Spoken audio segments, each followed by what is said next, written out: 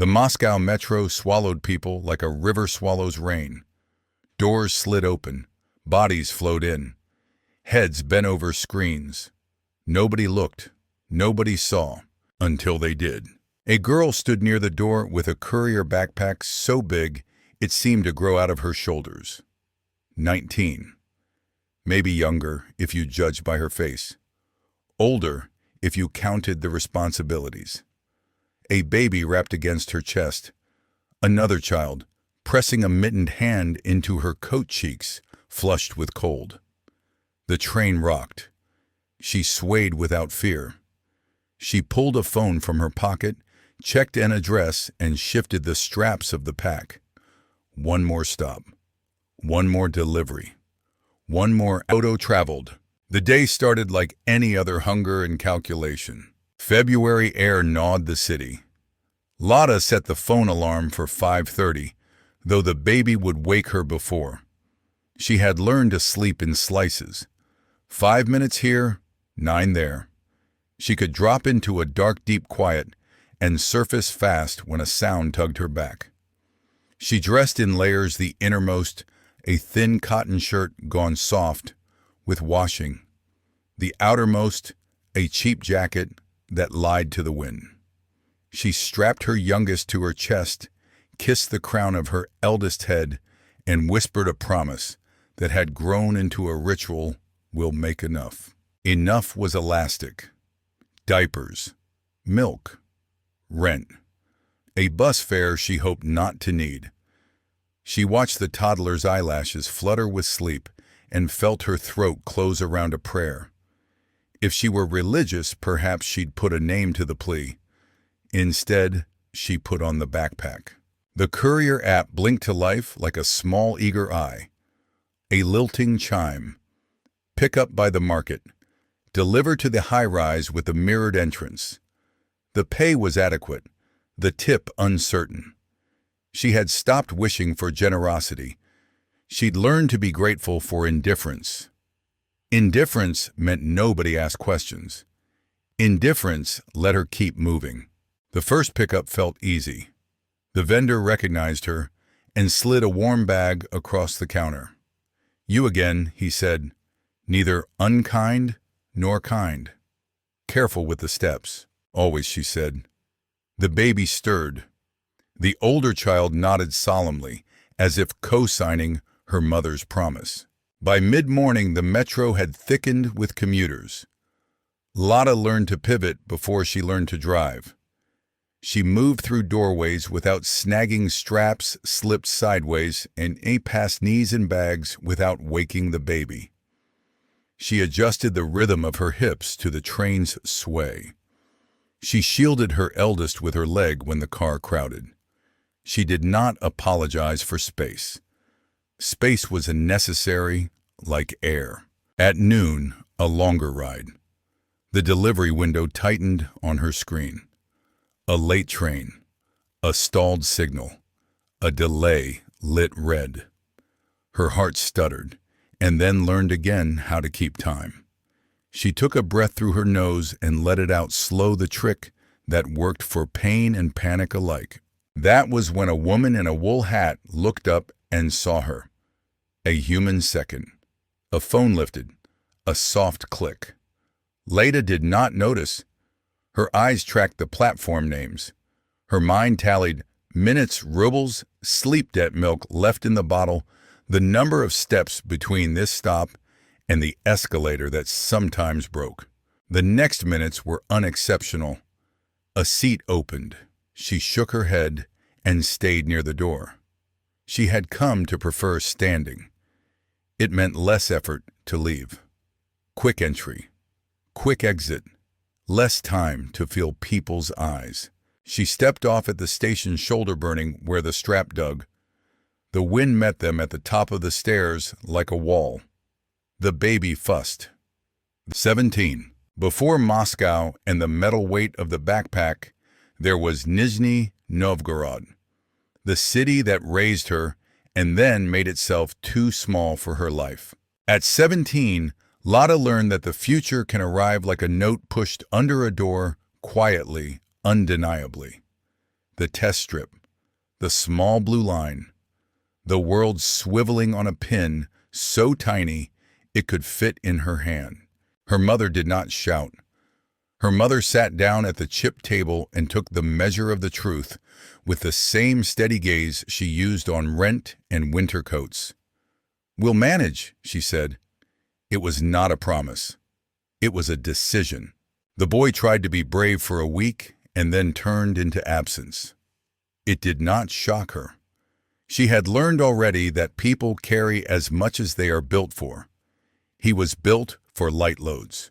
Her school friend brought her second-hand rompers and stories from classes Lotta no longer attended. Teachers wrote her name on attendance sheets and then drew a line through it. The midwife showed her how to swaddle a newborn and how to breathe through pain without breaking her teeth. Pain, she would realize much later, was a language she now spoke without accent. Work did not knock. She went to find it. A small cafe gave her 3 afternoons a week at the counter until her belly told the truth to customers who didn't want to see the truth with their soup. A neighbor whispered about courier work. "It's rough," she said, "but it pays quickly." Rough was a word that now applied to most of life. The first delivery made her legs burn. Winter had placed its hand on everything. The city was a map of ice. A plastic box strapped to her back held someone's dinner.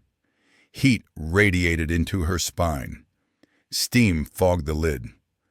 When she delivered it, the man opened the door, shirtless, and frowned at her belly as if it were a joke written in poor taste.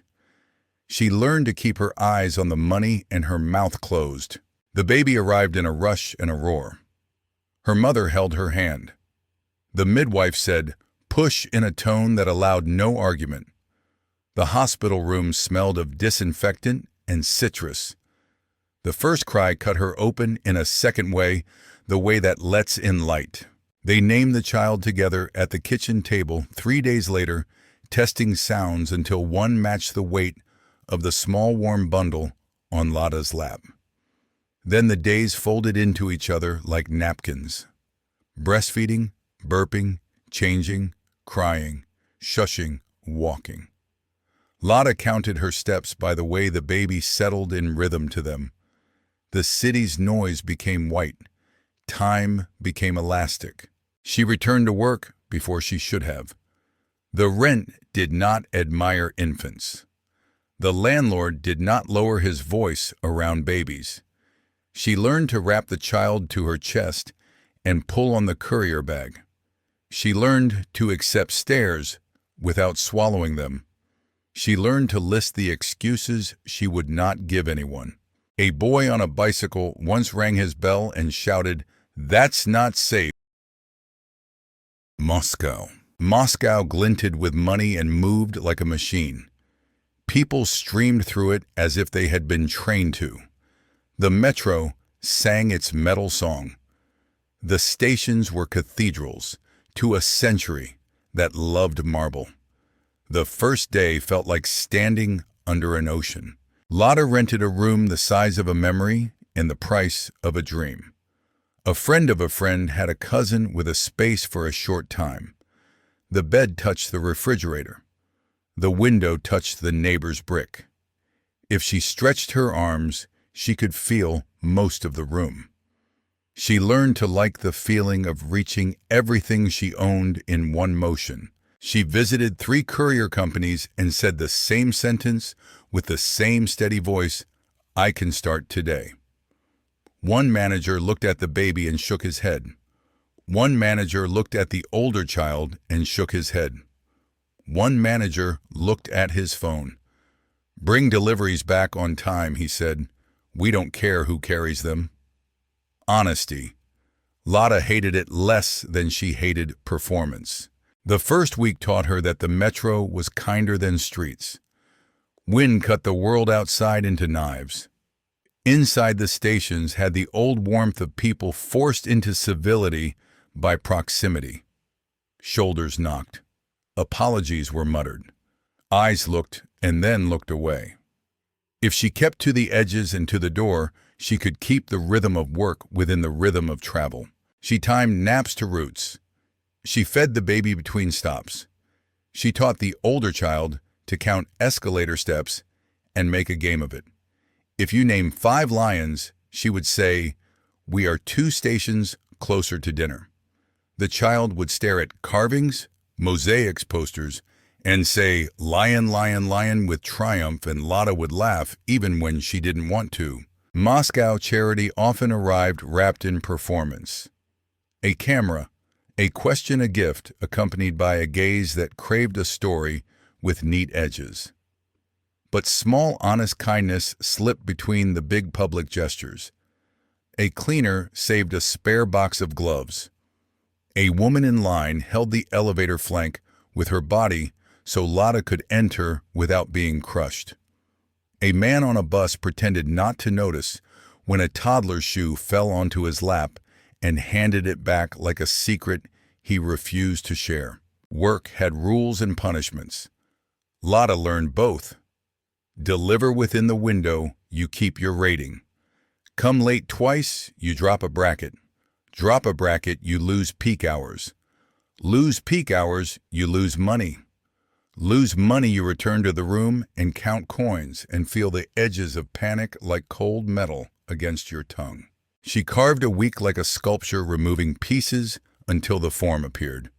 Monday to Thursday, late morning to late night deliveries, and little sleeps. Friday shorter because the station crowds turned sharp. Saturday, viral and visible. The first time a stranger recognized her online, and then in the street, she felt a small and purely human terror. Not because she feared the person, because she feared being turned into a surface. People adored surfaces. They could paste anything on them. "Are you Lotta?" The student asked, cheeks windburned, phone already in hand. The delivery mother. Lotta nodded without stopping. The student trotted beside her, eyes bright. "Can we take a picture? You're amazing." Amazing was a large word. She had learned to distrust large words. "I'm working," Lotta said, not unkindly. "I need to be on time." The student fell back. "Okay. Sorry." A pause, then sincerity flaring up like a match. "You're strong." The student tucked the phone away and said, almost to herself, "I should be stronger." People mailed boxes. The concierge who had asked for a photo now asked for a signature. A woman pressed folded bills into Lotta's palm with a conspiratorial whisper, "For the babies." A man tried to turn his gift into an interview. "What app do you use? How much do you earn? Where is the father?" Questions were always bricks used to pave a path toward a shape the asker had already sketched. Lotta answered the ones that bought diapers. She ignored the ones that bought gossip. A blogger wrote a piece titled, "Girl on the Metro Makes Us All Rethink Motherhood." A commenter wrote, "Where are the social services?" Another wrote, "Where is the father?" Another, "Where are the police?" Another, "Just get a real job." The chorus had harmonies and dissonances. It had very few rests. She tried to hold gratitude and dignity in the same hand. Gratitude for milk. Dignity for the right not to be a museum piece. Some days she managed it. Some days the balance broke, and she cried in the elevator until the door opened, and then she dried her face and handed over a bag of soup and bread to a man who would complain that it wasn't hot enough. Her body began to ask for mercy and not receive it. A cough dug its claws into her lungs and refused to leave. Her back screamed. Her feet throbbed. Sleep became erratic, a thief that steals in broad daylight. The children sensed and mirrored. The baby's cries turned ragged. The older child wandered at midnight, small feet sliding against linoleum. An NGO worker found her through the flood of posts and messages. and sent a simple non-performative text. We can help with childcare for a few hours a week. No photos, no posts, just a place for small people to play while you breathe. Lotta stared at the message as if it were written in gold. The nursery smelled like crayons and soap. A volunteer with patient hands lifted the baby and introduced her to a plush elephant. The older child built a tower with blocks and then knocked it down with glee so pure it hurt. Lotta sat in a chair at the edge of the room and felt her muscles unravel with guilt and relief. She did not take photos. She did not send thanks into the void. She thanked the shadow of doubt. Fame attracts light. It also throws shadows. The colder faces arrive slowly, then all at once. She's staging it, someone wrote on a big account with a big following. Nobody carries kids to do deliveries unless they want attention. The comments grew teeth. Screenshots drifted into her messages like pollution into a river. She didn't click, then she did. Curiosity is a hunger with its own appetite. Another post. If she really needed money, why not leave the kids with someone? Where's the father? The question was a repetition drill. The answer was complex. Safety cost, trust. Daycare slots were scarce and required paperwork she had only just learned how to collect. Private childcare was wages and a half. Her mother was far. Neighbors were friendly and busy. A stranger with a camera would always find a stranger with an opinion. She tried to feed her children and ignore the roar. She couldn't always. Words can find you. They can knock on your door and walk in uninvited and sit at your table like guests who never learned manners. Lotta stopped reading comments and still felt them in the air like dust. A man in a down jacket waited for her near the building door one night. "You're that girl," he said, as if accusing. He held out a small bag. "People are talking. Take this." She took it because it was diapers and milk and bread. He took a selfie without asking and posted it with a paragraph about heroism. It got likes. She got a week of food. She tried to be grateful and not angry at the exchange rate. Her cough dug deeper. The doctor at the clinic listened to her with a stethoscope and frowned. "Rest," he said, and then perhaps because he could hear the poverty in her breathing, he added, "I know." Rest was a word that arrived at the door like company and left like a thief. She tried to hand it a chair and failed. The children used her body as a ladder. Work used her legs like ropes. She shifted a delivery box from one shoulder to the other and felt a lightning bolt pain in her back that made her see black. She set the box down very slowly on the metro platform and breathed until the world returned. A message from the NGO volunteer. "We have a lawyer who can help you apply for assistance. No photo, just a form." Leda wrote back, "Yes, please." Shame tried to rise like bile. She pressed it down with the flat of her hand. Pride fed no one. An influencer reached out with a video idea. "We'll film a day in your life. We'll show them how strong you are. We'll raise money." Lotta asked, "Whose account?"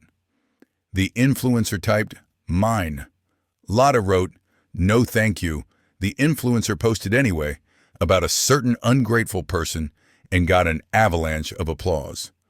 Lotta brought home milk and cut apples into thin slices like delicate coins. Sleep pulled her under in the middle of the day, sitting up in a chair, the baby snoring on her chest. She woke to the sound of a message and tore herself back to the surface like a fish struggling through ice. A neighbor wrote, "Stopping. Quitting is a word that splits into two truths, surrender and survival." In her body, it felt like both. The NGO worker introduced her to seasonal work that did not require miles on feet inventory in a warehouse. Wrapping packages for a shop that had discovered that hands are faster than machines at making ribbon obey. Cleaning an office on weekends when the building slept. None of it paid like a good delivery day with a good tip. None of it threatened her lungs. The work smelled like cardboard and lemon cleaner. She learned to like both. An old woman in the warehouse trained her on a barcode scanner and said, "You hold it like a bird, not like a hammer." Lada smiled and practiced gentleness on objects that did not cry. Her back stopped screaming and began to murmur. Her cough loosened, coughed up threads, and then calmed.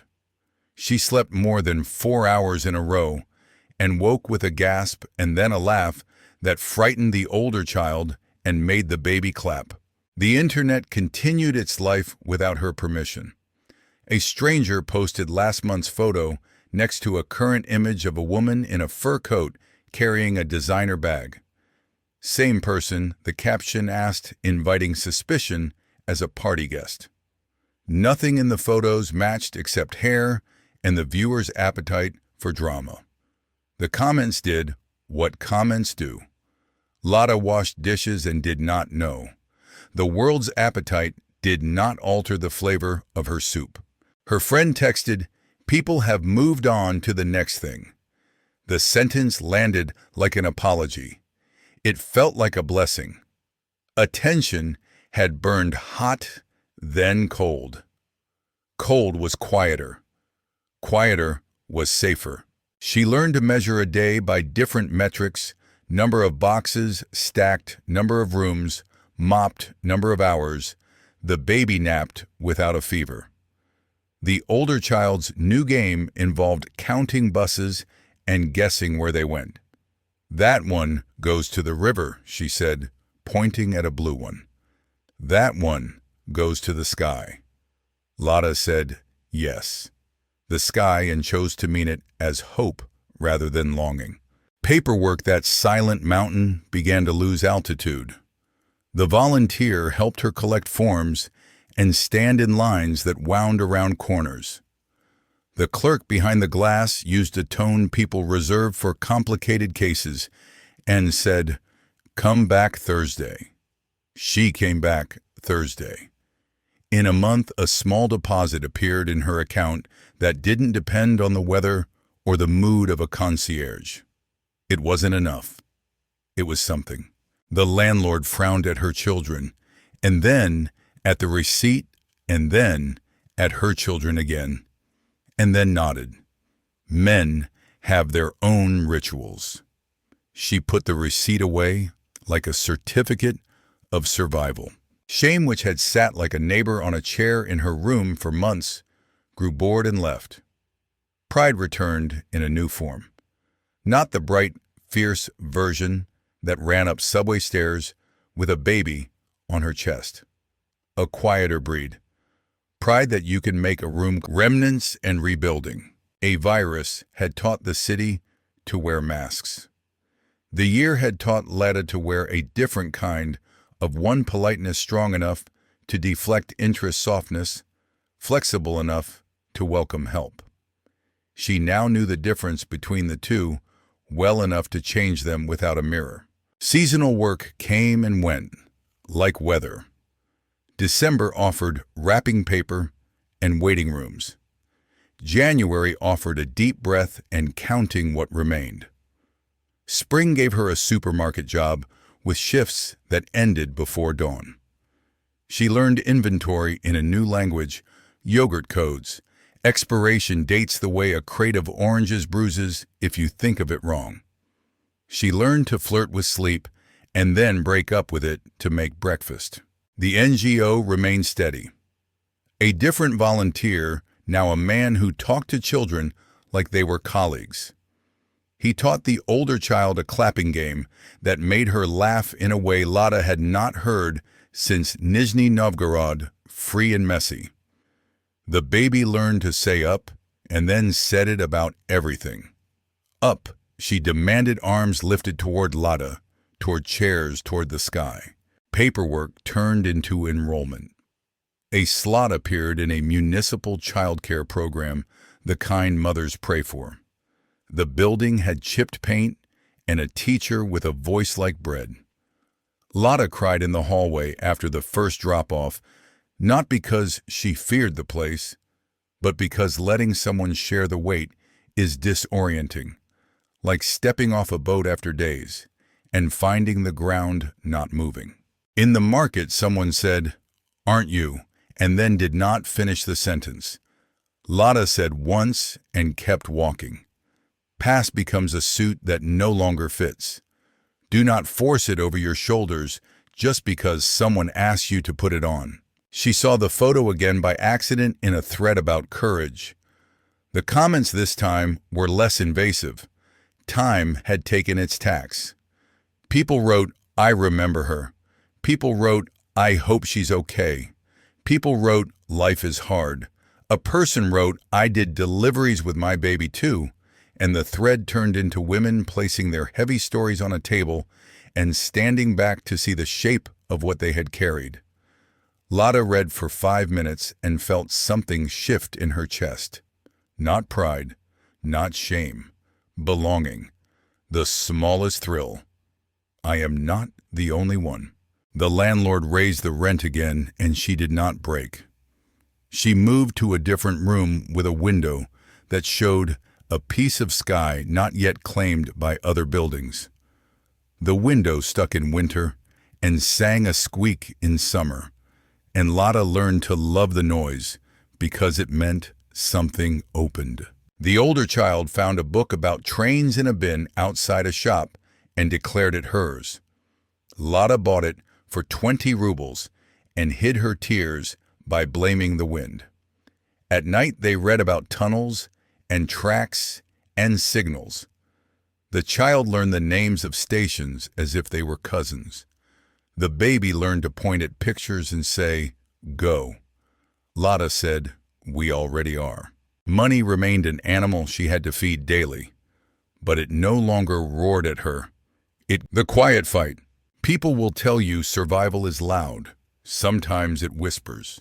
The metro still ran under the city with a patience that outlasted opinions. One morning, Lada took the children downtown to watch a puppet show in a park because the poster said free. The puppets argued in tiny voices and reconciled and learned about sharing. The older child clapped at the right times and at the wrong times.